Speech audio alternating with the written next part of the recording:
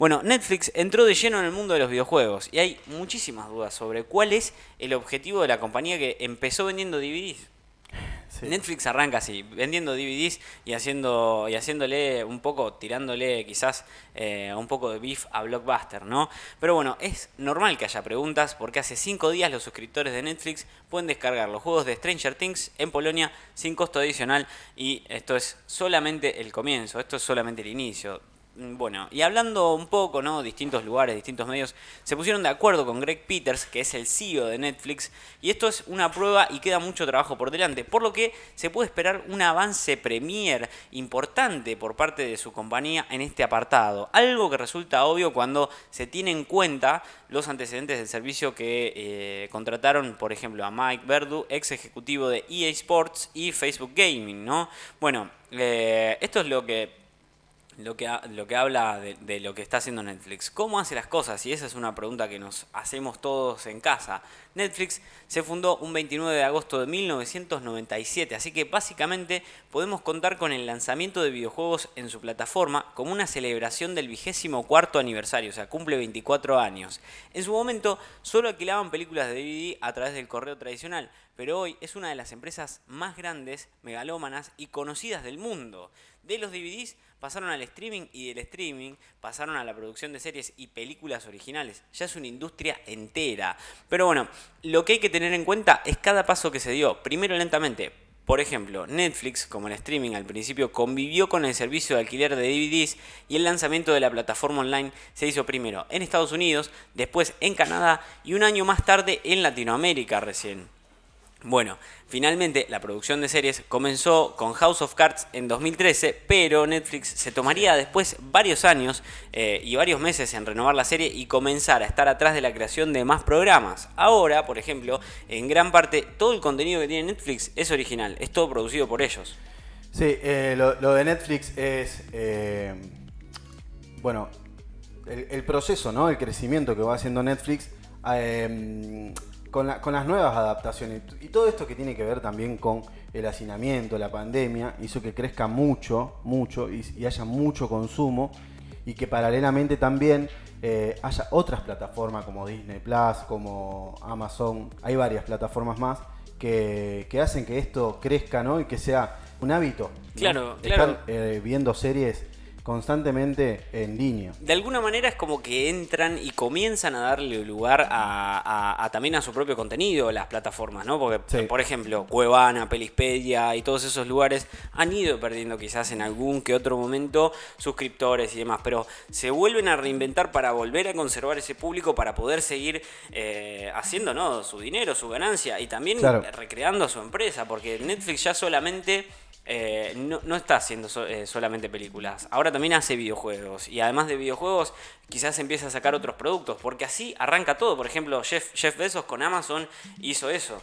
Sí. Ahora tiene una empresa de cohetes, entonces los grandes se empiezan a diversificar y uno nunca sabe dónde termina ese camino, uno nunca No, y sabe. también la demanda y la integración de los entretenimientos hace Exactamente. que estas grandes empresas piensen en cómo tener cautivo al mismo consumidor, ¿no? Sí, y quizás también a la familia entera del consumidor. Y eso está increíble. Lo mismo va a estar pasando con los juegos. A ver, al principio solamente en Polonia hay dos juegos, que es Stranger Things 1984 y Stranger Things 3. Ambos títulos los vas a poder descargar desde la Play Store y la Apple Store y va a seguir siendo así, pero para adquirirlos vas a tener que tener una cuenta de Netflix, si no, no tiene sentido. Claro.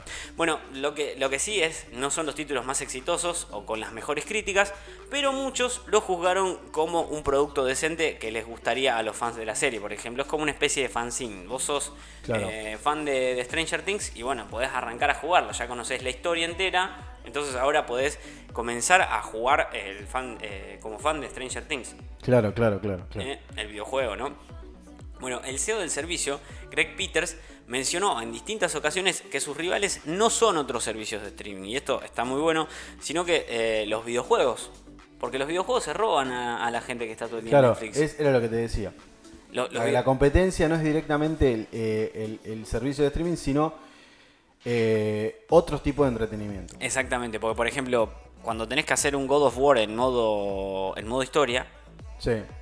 Tenés que hacer el God of War en modo historia y ¿cuántas horas jugás? Y para mí es una serie más.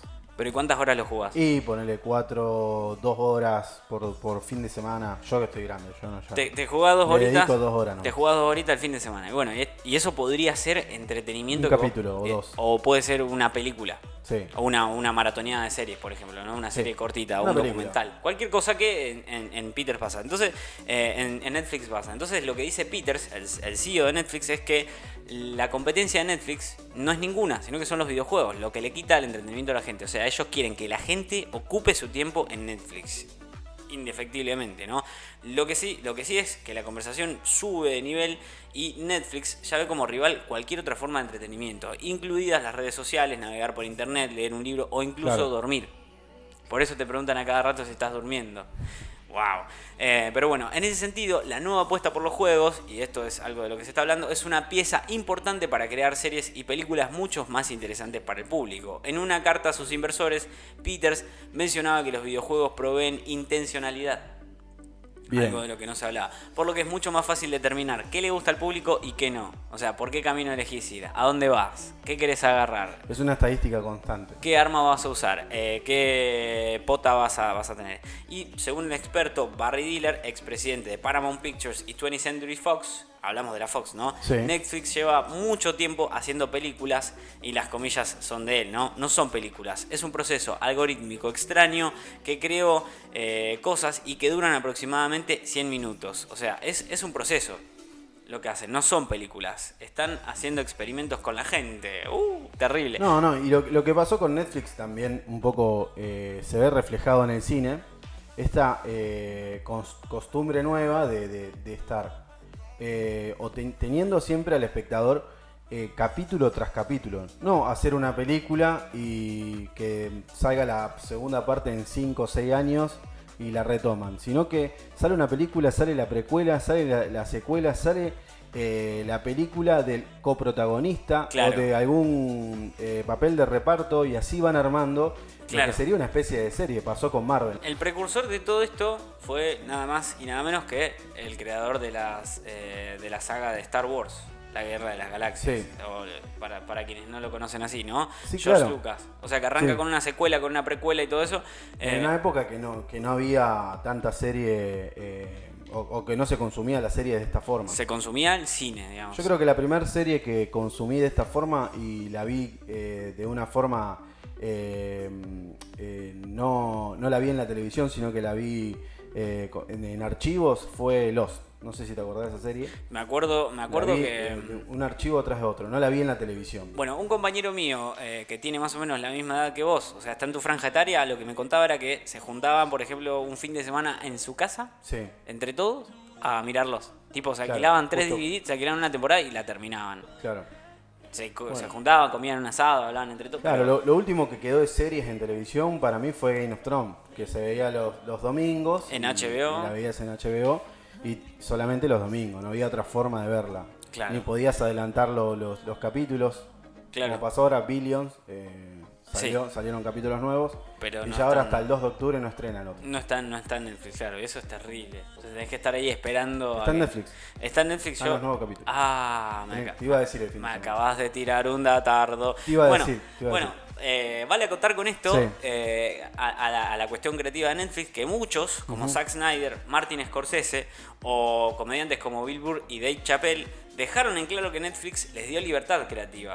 O sea, te dejan hacer lo que vos querés. Pero parece que es un derecho que se ganan los grandes. El resto de las producciones siguen lineamientos muy claros. Y no solamente lineamientos, sino que instrucciones. Con qué cámara tenés que laburar, quién te va a estar ayudando, quién no te va a ayudar.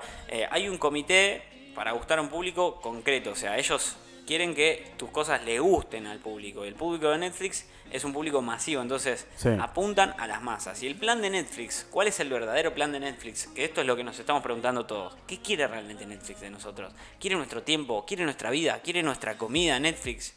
No. ¿Qué quiere? ¿Qué quiere Netflix? Los juegos son una manera de determinar las preferencias de la gente. O sea, ¿qué quieren las personas sin la necesidad de hacer una encuesta, por ejemplo? Un juego es una manera de saber qué Tiene hace. nuestros datos, nuestras elecciones. Exactamente, ¿a qué vas a apuntar vos? ¿Qué vas a elegir en la vida, no? Otra fuente de datos que analizan en sus oficinas concienzudamente, ¿no?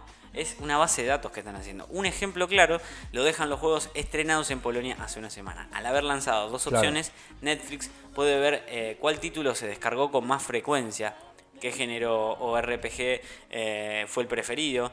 Por si fuera poco, también pueden intercambiar datos, intercalar los datos y ver qué tipo de juego los hombres, las mujeres, los adultos, los niños, los suscriptores más longevos, y esto es súper interesante, los latinoamericanos, los fans de la saga y los no tan fans y mucho más. O sea, se arman una base de datos con lo que estás descargando, con el juego que vos estás bajando y demás. Entonces, bueno, Netflix aprovecha cada una de estas cosas. Netflix va a aprovechar cada una de todas estas partes, de estos datos, y va a estar utilizando estos recursos, ¿no?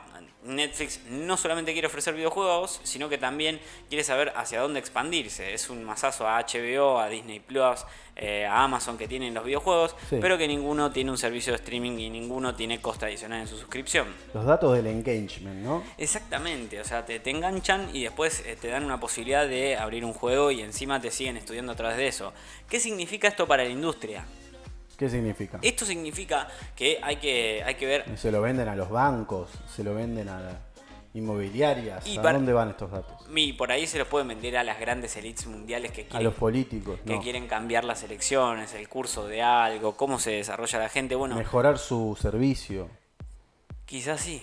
Quizás sea un poco eso, ¿no? Mejorar el servicio. No sé si sea un plan macabro de dominar el mundo de Netflix, pero no, sí, digamos, están haciendo una base de datos mundial, una base de datos masiva, como para saber qué está pasando con esto, ¿no? Me quedo con la de que quieren mejorar el servicio, sí, a través de estos datos. Por supuesto que sí, obvio. Yo también me quiero quedar con esa. Pero pueden caer en un sesgo también. Pueden caer en un sesgo. Quizás acaparar todo el mercado de la base de datos. Es una buena idea, ¿no? Porque es una encuesta a lo que vos ves, qué elegís, qué elige el promedio, sí, cuánta gente... Porque, por ejemplo, vos podés ver en Netflix, cuando entras, podés ver qué es lo más visto de hoy, por ejemplo. Sí, más vistas en Argentina. Y te arma una lista para vos también. Y te arma una lista para vos también, o tendencias para vos, ¿no? Bueno, Netflix recientemente estrenó The Witcher, Nightmare of the Wolf, con Vesemir como protagonista, y este personaje secundario es el mentor de Geralt de Rivia, y su película gustó lo suficiente como para que se pueda imaginar un juego con él como protagonista y que no sea tan descabellado, digamos, que no sea una imagen tan no pensada por la gente. Ahora bien, si la influencia de datos de engagement de Netflix es bueno o no para la industria del videojuego, es algo que está a punto de verse. Claro. Es algo que se tiene que ver. Bien. A comprobarlo ahí. Exactamente. Se tiene que ver, se tiene que comprobar eso, a ver cómo... Bueno, esto era parte de Netflix y los videojuegos. Claro. ¿Qué es lo que tiene Netflix y los videojuegos? Ya hay una prueba beta que están probando. En Polonia. Y veremos qué pasa en Sudamérica. Exactamente. Igualmente, si llega acá a Sudamérica, a Latinoamérica, o llega a los países de acá cercanos que nos están escuchando, que nos están viendo, primero tenés que tener una cuenta de Netflix para poder acceder a los videojuegos. Sí, si no tenés la cuenta de Netflix, es muy difícil que puedas acceder a los videojuegos. Perfecto.